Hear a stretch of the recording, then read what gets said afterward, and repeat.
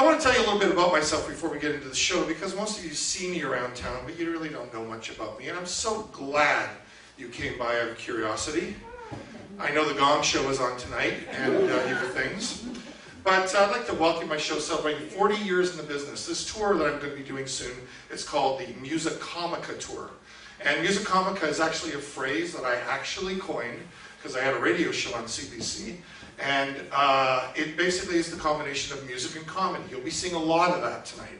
I will be doing some serious stuff, but I will be doing a lot of Musicomica, and I'll let you know when that's happening. Let me...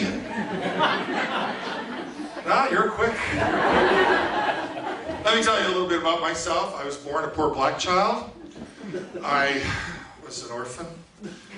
My mother couldn't keep me. My father didn't want me. I was raised in the Ontario Adoption Service system.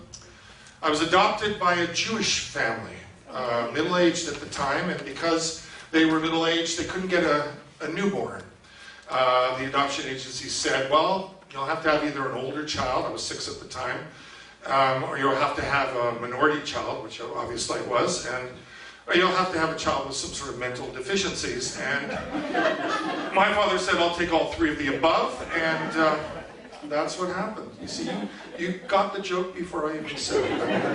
I'm going to have to be a lot faster. It's interesting growing up in a Jewish family. You know, my father, I think he wanted me to be a doctor, but I think because I was so lousy in science, he gave up on that. And my mother was an artist, and she thought, well, let them be an artist. And this was the way my mother talked. She had the Jewish way about her. Now, I didn't adopt the Jewish faith. I didn't go for the snip or anything like that, but that might be one that'll creep up on you later. We can't talk about that in a church. Okay, I'm sorry, I apologize. I went too far with snip.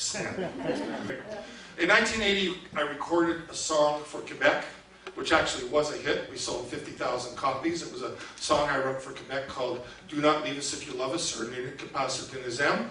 I wrote it to try to keep Quebec in the country, of course, and I guess all I can say to that is, you're welcome. Yeah. Are you putting in lines out there?